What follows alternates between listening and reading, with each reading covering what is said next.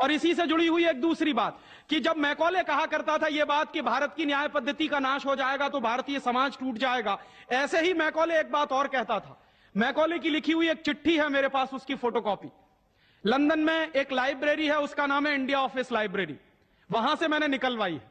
India office library में से ऐसे कुछ 50,000 से ज्यादा डॉक्यूमेंट्स मैं निकाल के लाया और वहां के कई लोगों की मदद से हमने वो निकलवाए हैं। तो उनमें एक चिट्ठी है मैकॉले की, वो उसके अपने पिताजी को उसने लिखी है। जब वो यहां ऑफिसर बन के आया है तो मैकॉले क्या लिख रहा है कि भारतीय समाज को अगर बर्बाद करना है तो भारतीय न्याय पद्धति बर्बाद करो। तो वो करने के लिए उसने आईपीसी बना दिया, सीआरपीसी बना दिया, सीपीसी बना दिया और बर्बाद हुई। दूसरी बात वो कहता था कि भारतीय समाज को बर्बाद करना है तो भारतीय शिक्षण पद्धति का नाश करो। तो मैकॉले कहा करता था कि जो भारतीय शिक्षण पद्धति है, वो खुद मानता था इस बात को, यह दुनिया की सबसे ज्यादा विकसित और सबसे अच्छी पद्धति। क्या होता था, यहां गुरुकुल चलते थे, गुरुकुलों में विद्यार्थी पढ़ते थे और विद्यार्थी 20 साल तक, 25 साल तक ब्रह्मचर्य का पालन करते हुए शिक्षा ग्रहण करते थे, संस्कार मिलते थे और वो संस्कार लेकर समाज में जाते थे। उन्हीं संस्कारों से संस्कृति बनती थी और वही संस्कृति भारतीय संस्कृति कहलाती थी। ऋषि थे, मुनि थे, बड़े बड़े ज्ञानी थे, महात्मा थे, वो गुरुकुलों को चलाया करते थे और सारे के सारे गुरुकुल जो चला करते थे उनमें वेदों का अध्ययन, पुराणों का अध्ययन, उपनिषदों का अध्ययन, जो भारतीय ज्ञान है, जो भारतीय मनीषा है, उन्हीं सब का अध्ययन संस्कृत के माध्यम से कराया जाता था। मैकॉले ने क्या किया कि गुरुकुलों का नाश अगर करना है तो उसने एक कानून बनाया। क्या कानून बनाया? संस्कृत में जितने विद्यालय इस देश में चलते थे, हिंदुस्तान में अंग्रेजों के जमाने में, उन सबको उसने इल्लीगल घोषित किया, गैर कानूनी। और उसने प्रतिबंध लगा दिया कि संस्कृत भाषा के माध्यम से कोई भी गुरुकुल चलेगा उसको अंग्रेजी सरकार मान्यता नहीं देगी। तो मान्यता किसको देगी? अंग्रेजी के माध्यम से जो कॉन्वेंट स्कूल चलेंगे उनको अंग्रेजी सरकार मान्यता देगी। और उसके लिए बाकायदा उसने कानून बनाया। उस कानून का नाम है इंडियन एजुकेशन एक्ट। और यह इंडियन एजुकेशन एक्ट लागू हुआ 1858 में, आज से लगभग 140 साल पहले। तो 140 साल पहले जो कानून लागू हुआ था अंग्रेजों के जमाने में, वही कानून आज भी चल रहा है। उस कानून के आधार पर मैकॉले ने क्या किया? संस्कृत के माध्यम से चलने वाले गुरुकुलों को बर्बाद कर दिया, कानून बना के उनको बंद करा दिया।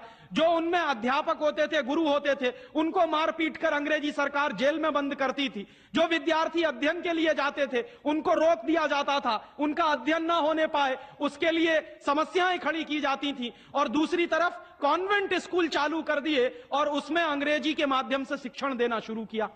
एक दिन उसने अपने बाप को चिट्ठी लिखी और इस चिट्ठी में उसने ये लिखा कि मैंने हिंदुस्तान में एक ऐसी शिक्षण पद्धति पैदा कर दी है जिसमें अगर हिंदुस्तानी विद्यार्थी पढ़ेंगे तो पढ़कर निकलने के बाद वो शरीर से हिंदुस्तानी होंगे, दिमाग से सब अंग्रेज हो जाएंगे। वो देख रहे हैं, अभी देख रहे हैं। तो शरीर से हिंदुस्तानी और दिमाग से अंग्रेज। तो मैकॉले दूसरी बात लिख रहा है उस चिट्ठी में कि जब वो शरीर से हिंदुस्तानी और दिमाग से अंग्रेज हो जाएंगे तो अंग्रेजों के हिसाब से सारे काम करेंगे। और वो विद्यार्थी जब कॉन्वेंट स्कूल में से निकलेंगे तो सबसे ज्यादा गालियां भारतीय संस्कृति को देंगे, सबसे ज्यादा गालियां अपने मां बाप को देंगे। कैसे? मॉम और डैड कह के। डैड माने होता है मरा हुआ,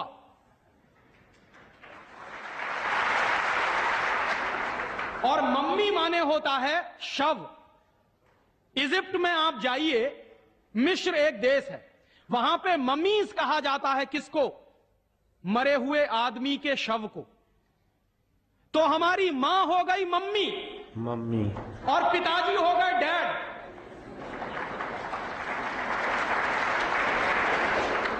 आया कहां से ये? मैकॉले ने डाल दिया हमारे दिमाग में।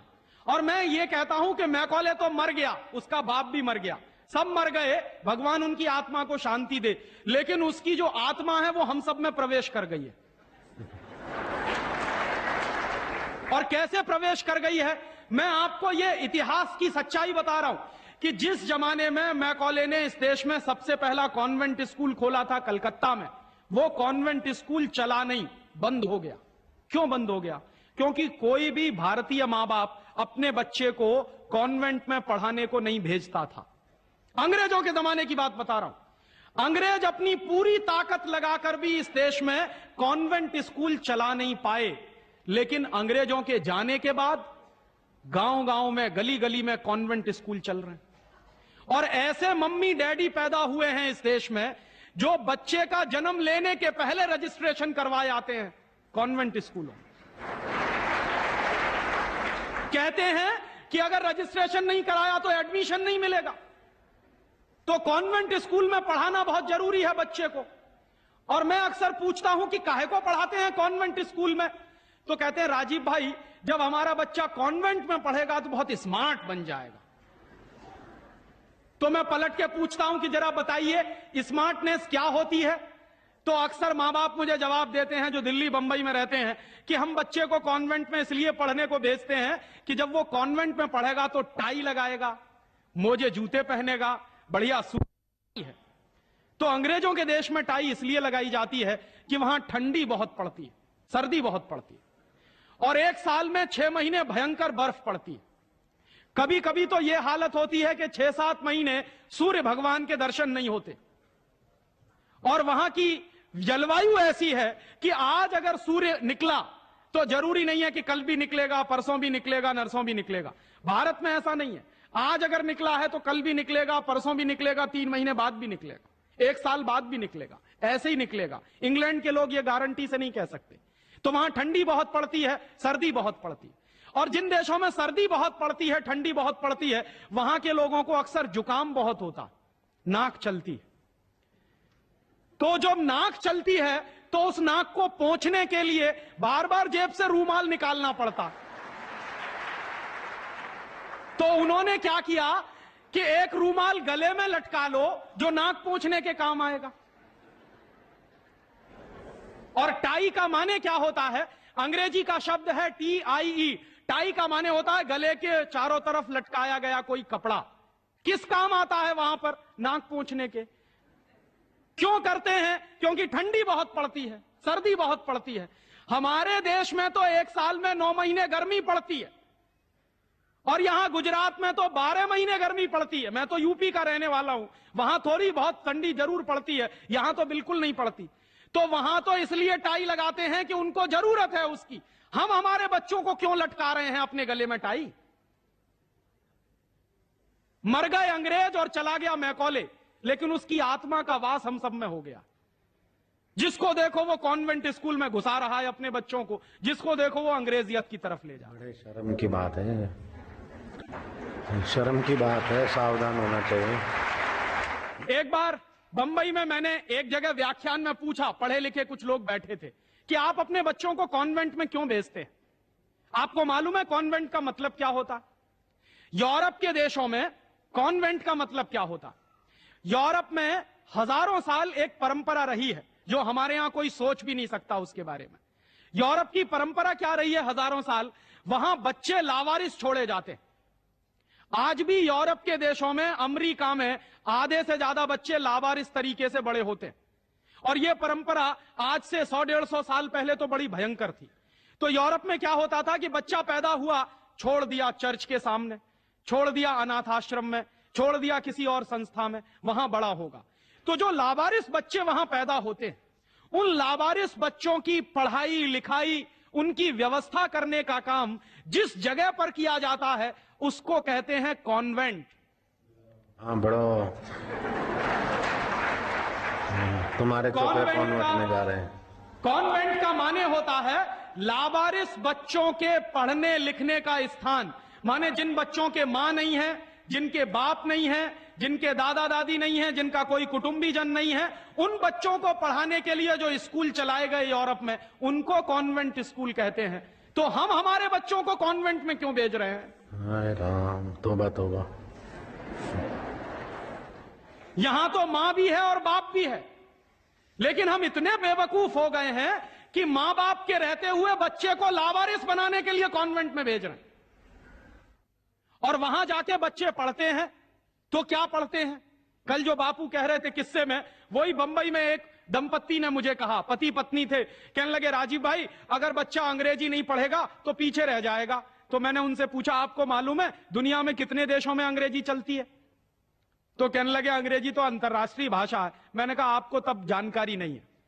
दुनिया में इस समय 200 देश हैं जो संयुक्त राष्ट्र संघ के नक्शे पर हैं, और उन 200 देशों में से मात्र 12 देशों में अंग्रेजी चलती है।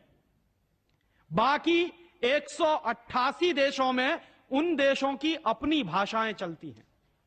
तो 200 देशों में से मात्र 12 देशों में अंग्रेजी चलती है, तो अंग्रेजी अंतर्राष्ट्रीय कैसे हो गई? अगर 200 में से 150 देशों में अंग्रेजी चलती तो मैं मान लेता कि अंग्रेजी अंतर्राष्ट्रीय भाषा, लेकिन मुश्किल से 12 देशों में जो भाषा चलती है उसको हम कहते हैं कि अंतर्राष्ट्रीय भाषा। और दूसरी बात, उसी दंपत्ति ने कहा कि राजीव भाई अंग्रेजी बहुत समृद्ध भाषा है, बहुत रिच लैंग्वेज है। जो शब्द उन्होंने इस्तेमाल किया, रिच लैंग्वेज माने समृद्ध भाषा।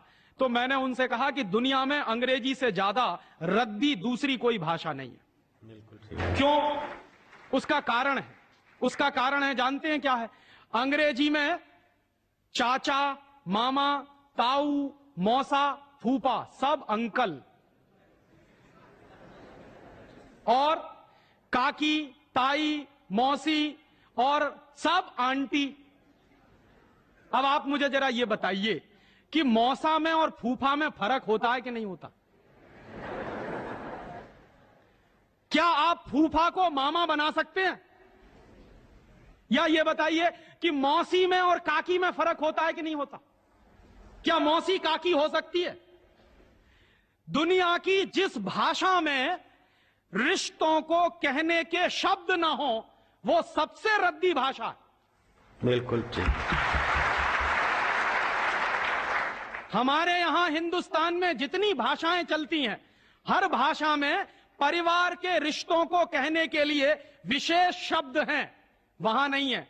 वहां क्या है? सब इन लॉज हैं, चाहे वो लड़की वाले हों चाहे लड़के वाले हों। पता ही नहीं चलता कि ये लड़के वाले इन लॉज हैं कि लड़की वाले इन लॉज। या तो सब अंकल हैं या तो सब आंटी हैं। क्यों है ऐसा? क्योंकि अंग्रेजी भाषा में रिश्तों को कहने के लिए शब्द नहीं है। कारण क्या है? अंग्रेजी भाषा में शब्दों की बहुत कमी है। और अंग्रेजी भाषा में शब्दों की कितनी कमी है? अगर मूल रूप से देखा जाए तो अंग्रेजी भाषा में मात्र 2600 शब्द हैं कुल मिला के। और दुनिया की तमाम भाषाओं से जो उधार लिया है अंग्रेजों ने, फ्रेंच भाषा में से लिए हैं, जर्मन में से लिए हैं, इटालियन में से लिए हैं, लैटिन में से लिए हैं, तो तमाम भाषाओं से जो उधार लिए हुए शब्द हैं वो मिला दिए जाएं तो कुल मिला के बैठते हैं 12,000।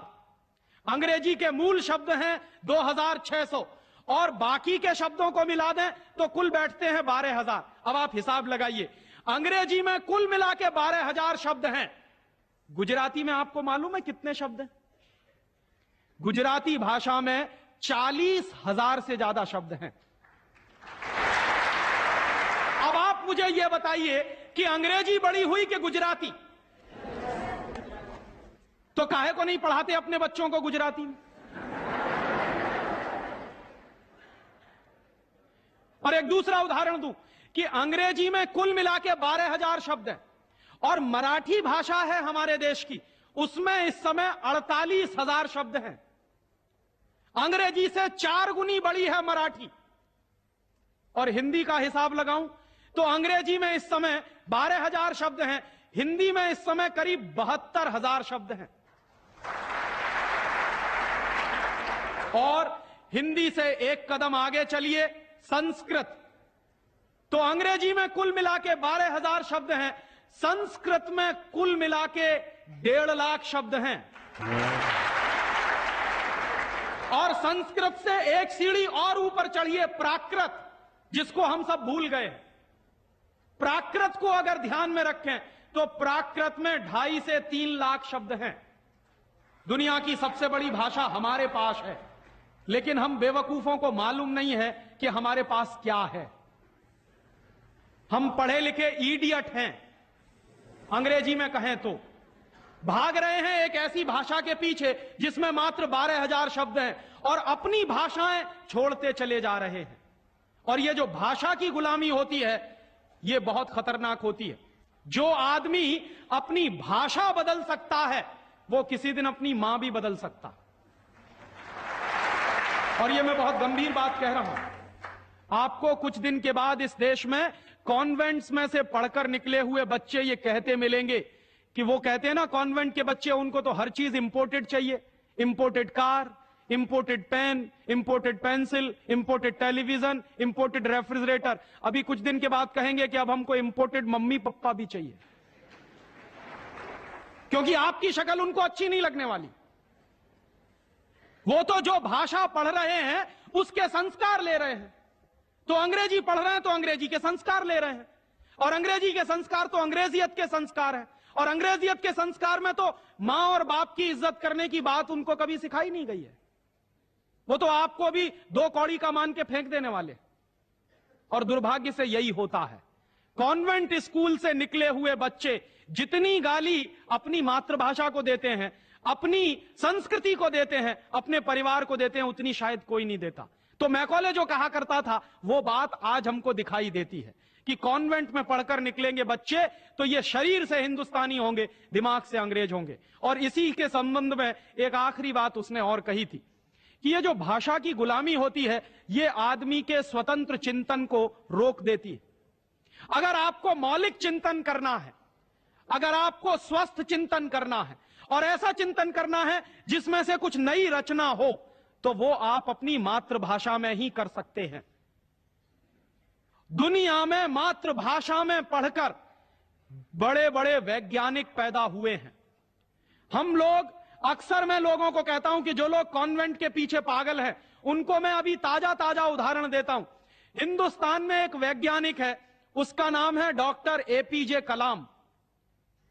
डॉक्टर एपीजे कलाम को इस साल भारत रत्न मिला है, और डॉक्टर एपीजे कलाम हिंदुस्तान के जिंदा रहने वाले वैज्ञानिकों में इस समय सबसे ऊपर के व्यक्ति हैं। आपको मालूम है डॉक्टर कलाम की पूरी शिक्षा तमिल में हुई है, अंग्रेजी उन्होंने पढ़ी नहीं है। बहुत वर्षों के बाद उन्होंने थोड़ी अंग्रेजी पढ़ी है काम चलाने के लिए। बचपन से उनकी पूरी शिक्षा उनकी मातृभाषा में हुई है। वो तमिल अच्छी जानते हैं, मलयालम अच्छी जानते हैं, और हिंदुस्तान में आज वो सबसे ऊंची श्रेणी के वैज्ञानिक हैं जिनको भारत रत्न मिला। दुनिया के ऐसे तमाम वैज्ञानिकों के मैं उदाहरण दे सकता हूं। आइंस्टाइन, अल्बर्ट आइंस्टाइन सारा का सारा काम अपनी मातृभाषा में करता था, जर्मन में, और इसलिए इतना बड़ा बना। फ्रांस में एक वैज्ञानिक था मैक्स प्लैंक, जिसकी थ्योरीज हमारे जैसे इंजीनियर्स को पढ़ाई जाती थी जब हम पढ़ते थे। मैक्स प्लैंक की पूरी शिक्षा फ्रेंच भाषा में हुई थी। तो हम लोग जो अपने मन में गलतफहमी पाल कर बैठे हैं कि हमारे बच्चे अगर अंग्रेजी में नहीं पढ़ेंगे तो उनका विकास नहीं होगा, मैं आपको इसके उल्टी बात कह रहा हूं कि अगर आपके बच्चे अंग्रेजी में पढ़े तब उनका विकास नहीं होने वाला, वो गधे बन जाएंगे, विनाश होगा। हम लोग क्या कर रहे हैं, अपने बच्चों को कॉन्वेंट में भेज कर गधा बना रहे हैं। गधा जानते हैं क्या होता है? गधे के ऊपर बोझा लादते चले जाइए, लादते चले जाइए, लादते चले जाइए, बेचारा चुपचाप चलता चला जाता है, चलता चला जाता है। आजकल बच्चों के कंधे पर जो बस्ते हमने लाद दिए हैं, जरा उनका वजन तो कर लीजिए। जो बच्चे का वजन है उससे ज्यादा बस्ते का वजन है। अभी से आप अपने बच्चे को स्पॉन्डिलाइटिस का मरीज बना रहे हैं। जितना वजन उसका कंधा ढो नहीं सकता, उससे ज्यादा वजन उसके कंधे पे लटका हुआ, और बेचारा वो बस्ता लेके जाता है, लौट के आता है। जब लौट के आता है तो घंटों घंटों का होमवर्क उसको दे दिया जाता है। आप क्या करते हैं, अपनी मगजमारी कम करने के लिए उसका एक ट्यूटर रख देते हैं। ट्यूटर क्या करता है कि स्कूल का होमवर्क मिला, ट्यूटर ने अपना होमवर्क दे दिया। बच्चे का खेलना कूदना बंद, और बच्चा अगर खेलेगा नहीं, कूदेगा नहीं, तो उसका विकास कैसे होने वाला? तो या तो आपने फंसा दिया बेचारा होमवर्क। मैं अच्छे अच्छे घरों में जाता हूं, सबके बच्चे क्या कर रहे हैं, होमवर्क कर रहे हैं, सवेरे से शाम तक होमवर्क चल रहा है, कभी खत्म होने में ही नहीं आता। भला हो ऐसे स्कूलों का। और उस होमवर्क में से बना क्या रहे हैं और वो होमवर्क कर क्या रहे हैं? मैं आपको मेरी आप बीती सुनाता हूं, किसी दूसरे की नहीं। मैं भी बचपन में अंग्रेजी में मैं पढ़ा। और मैं सबसे ज्यादा गालियां मेरे मां बाप को देता हूं इसके लिए। मेरे पिताजी ने, वो एक बड़े ऑफिसर हैं, ये करने के लिए कि बेटा अंग्रेजी में पढ़ना चाहिए तो बड़ा बनेगा, तो मुझको भी पढ़ा दिया। अब अंग्रेजी माध्यम की जो पढ़ाई है, अंग्रेजियत की जो पढ़ाई है, वो क्या है? मैं आपको एक सॉलिड एग्जाम्पल दूं मेरा। मुझको गणित पढ़ाया जाता था। गणित में क्या पढ़ाते थे? एक फॉर्मूला था जो मुझको रटवाते थे क्लास 9th में जब मैं पढ़ता था। क्या फॉर्मूला था? x plus y whole square is equal to x square plus 2xy plus y square, x minus y whole square is equal to x square minus 2xy plus y square. और अक्सर इसमें गड़बड़ी होती थी, plus का minus होता था, minus का प्लस होता था। तो क्या होता था? मेरी पिटाई होती थी, क्लास में पिटाई होती थी। और मेरे जो अध्यापक थे तो मुझको खूब चिढ़ाते थे और मुझको खूब उल्टा सीधा कहते थे। एक दिन मैंने ये तय किया कि सब छोड़ छाड़ के ये 2 फॉर्मूले रटूंगा। तो रटने के लिए मैं बैठ गया, सब काम एक बाजू में। अब ये x प्लस वाई और x माइनस वाई में मैं घुस गया। लिख लिख के मैंने किलो किलो कॉपियां बर्बाद कर दी, किलो किलो कागज बर्बाद कर दिया, पता नहीं कितने बॉल पेन बर्बाद हुए होंगे। और 3-4 महीने की उस भयंकर मेहनत के बाद मुझको कुछ फॉर्मूले याद हो गए। अब वो फॉर्मूले मैं सीख के आया। दुर्भाग्य से मैं बताऊं कि 3-4 महीने के सैकड़ों घंटे बर्बाद करके, अपना खून सुखा के, मार खा के, बेइज्जती बर्दाश्त करके मैंने जो फॉर्मूले पढ़े वो मेरे जीवन में आज तक कभी काम में नहीं आए। और दूसरे बाजू में मेरी मां ने, जो बहुत पढ़ी लिखी नहीं है, मुझको एक फॉर्मूला सिखाया। क्या सिखाया? एक पहाड़ा सिखाया। आधा, सवाया, 1.5 गुना, 2.5 गुना, 3 गुना, 3.5 गुना, ये मुझे सिखाया। और वो मेरे जीवन में रोज काम आता है। लेकिन कहा क्या जाता है कि मेरी मां तो पढ़ी लिखी नहीं है, पीएचडी नहीं किया उसने। तो जो बिना पीएचडी होल्डर है, जिसने कुछ पढ़ा लिखा नहीं है, आज की भाषा में, उसने मुझे ऐसी चीज सिखाई जो जीवन में रोज काम आती है। और जो बड़े बड़े पीएचडी होल्डर प्रोफेसर्स ने मुझे सिखाया वो जीवन में कभी काम नहीं आया। और आप अपने बच्चों को यही पढ़ा रहे हैं। कॉन्वेंट स्कूल के जितने क्यूरिकुलम हैं और उसमें बच्चे जो कुछ पढ़ रहे हैं, उसमें से 95% बेकार जाने वाला है। उस 95% का उनके जीवन में कभी कोई इस्तेमाल होने वाला नहीं। ये आप कहिए तो मैं जहां कहिए वहां लिख कर दे दूं, क्योंकि मैं भुगत चुका हूं इस बात को।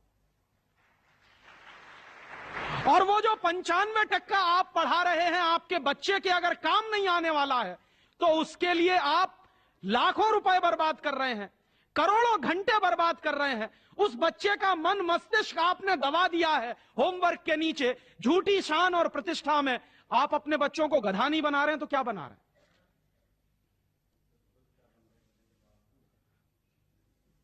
तो आप पूछेंगे क्या करें? तो मैं आपसे एक बुद्धिमानी की बात निवेदन करना चाहता हूं। वो निवेदन ये करना चाहता हूं कि जितनी जल्दी हो अपने बच्चों को इन कॉन्वेंट स्कूलों में से बाहर निकाल लीजिए। और बढ़िया बात है।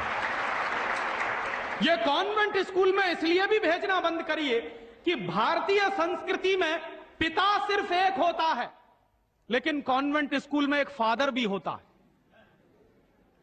इस बात की गंभीरता को समझिए कि भारतीय संस्कृति में पिता एक ही होता है, लेकिन कॉन्वेंट स्कूल में जब बच्चे जाते हैं तो एक दूसरा फादर भी होता है। तो पिता के साथ ये फादर कहां से आ गया? और अगर पिता के साथ फादर आ गया तो पता नहीं क्या क्या आ जाएगा आपके घर में। हां, यह मैं चेतावनी के रूप में कह रहा हूं आपसे। यह सिर्फ इशारे से समझ लीजिए कि अगर बच्चे की पढ़ाई के साथ पिता के साथ फादर आया है तो और बहुत कुछ चला आएगा आपके बच्चे के संस्कार में। और कहीं ऐसा ना हो जाए कि आपके देखते देखते आपका बच्चा क्रिश्चियन ना बन जाए, ईसाई ना बन जाए। इसलिए मैं आपसे एक निवेदन तो यह करने आया कि जितनी जल्दी हो कॉन्वेंट स्कूलों से बच्चे निकाल लीजिए। और एक दूसरा निवेदन और करने आया हूं, जितनी जल्दी हो कॉन्वेंट स्कूलों को डोनेशन देना बंद करिए। हमारा हजारों रुपए का डोनेशन कॉन्वेंट स्कूलों में जाता। एक बच्चे का एडमिशन कराना है तो वो कहेंगे बिल्डिंग फीस दे दो, वो कहेंगे डोनेशन दे दो, वो कहेंगे इसकी फीस दे दो, उसकी फीस दे दो। और रोज रोज कोई ना कोई मांग चढ़ी ही रहती है। आज फलाना डे, आज धमाका डे, आज ये ले आओ, कल वो ले आओ। बर्बादी। हमारी, माने हम हमारे दुश्मन को अपना पैसा दे रहे हैं। दुनिया में ऐसे बेवकूफ लोग मैंने कहीं नहीं देखे जो अपने दुश्मन को अपने घर का पैसा देते हो। आप जानते हैं कि कॉन्वेंट स्कूलों में से निकलने वाले बच्चे भारतीय संस्कृति के विरोधी होने वाले हैं और उनको यूरोप की संस्कृति सिखाई जा रही है, उसके लिए पैसा हम खर्च कर रहे हैं अपने हाथों से। तो भगवान के लिए, भारतीय संस्कृति को बचाने के लिए अपने बच्चों को कॉन्वेंट में से बाहर निकालिए और अपने बच्चों के नाम पर ये उनको जो डोनेशन दे रहे हैं आप कॉन्वेंट स्कूलों को, वो बंद करिए। और मैं आपको पूरे विश्वास से ये कहना चाहता हूं कि आपके बच्चे अगर मातृभाषा में पढ़ेंगे तो सबसे ज्यादा विद्वान बनने की क्षमता है उनमें। और ये क्यों है? दुनिया के सारे मनोवैज्ञानिक एक ही बात पर अब पहुंचे हैं, जो बात हमारे लोग बहुत पहले से कह गए। अभी यूरोप के लोग आज उस निष्कर्ष पे पहुंचे। क्या कहते हैं? बच्चा अगर मातृभाषा में पढ़ता है तो उसको जो सुविधाएं मिलती हैं, जो फायदा होता है, वो दूसरी भाषा में नहीं मिलती। जैसे उदाहरण के लिए मैं आपको बताऊं और आप इसको प्रयोग के रूप में करिए। आपकी मातृभाषा अगर गुजराती है और आप अपने बच्चे को गुजराती में पढ़ाइए तो कोई सवाल आप उसको दीजिए गुजराती में याद करने के लिए, जितनी जल्दी वो याद कर लेगा उस सवाल को, अगर वही सवाल आप अंग्रेजी में दीजिए उसको तो कम से कम 6 गुना समय लगेगा उसको। अगर वो 1 घंटे में गुजराती में कोई चीज याद करेगा तो 6 घंटे लगेंगे उसको अंग्रेजी में याद करने के लिए। और अंग्रेजी में भी उसको याद नहीं होगा, वो रटेगा पोपट की तरह से। जैसे पोपट होता है ना, रट लेता है, वैसे ही रटेगा। और रटने के बाद क्या करेगा? इम्तिहान में लिख कर आएगा। इम्तिहान में लिख कर आया, उसके 2 दिन बाद पूछिए कि तुमने परसों क्या लिखा है, उसको कुछ याद नहीं। ऐसे ज्ञान का करेगा क्या वो? जो ज्ञान उसको 2 दिन भी याद न रहे, जो जानकारी उसको 2 दिन भी याद नहीं रहने वाली, उस जानकारी का वो अपने जीवन में करने वाला क्या है? और इसके दूसरी तरफ आप ये करके देख लीजिए, छोटी छोटी कहानी, छोटे छोटे किस्से, छोटी छोटी कथाओं के माध्यम से, मातृभाषा के माध्यम से आप उसको कोई बात सिखा दीजिए, वर्षों वर्षों जिंदगी भर उसको वो बात याद रहेगी। मुझे भी याद है, मेरी दादी मां ने कहानी के माध्यम से जो संस्कार मुझ में दिए हैं वो अभी भी मुझे याद है। लेकिन मेरे स्कूल में जो संस्कार मुझे दिए गए वो मैं भूल चुका हूं, क्योंकि विदेशी भाषा में मैंने लिए। तो ये खराब होता है। और एक इसी के साथ एक आखिरी निवेदन कि अंग्रेजों ने जिस तरह से बर्बाद किया है भारतीय समाज को, कम से कम अब अगर हमको ये चेतना आती है तो इसको हम बचाएं। मुझे लगता है कि सबसे बड़ा काम और सबसे पहला काम कॉन्वेंट स्कूलों के बंद कराने का, और वो हम सब मिलकर ही कर सकते हैं, अकेला कोई नहीं करेगा। अगर हम सब कॉन्वेंट स्कूलों का बहिष्कार करने का संकल्प ले लें तो फिर से नए गुरुकुल खड़े हो सकते हैं। जो दान आप कॉन्वेंट स्कूलों को देते हैं वो दान अगर गुरुकुलों को मिलना शुरू हो जाए तो गुरुकुल चलने भी शुरू हो जाएंगे, उनको प्रतिष्ठा भी मिल जाएगी, उनको सम्मान भी मिल जाएगा।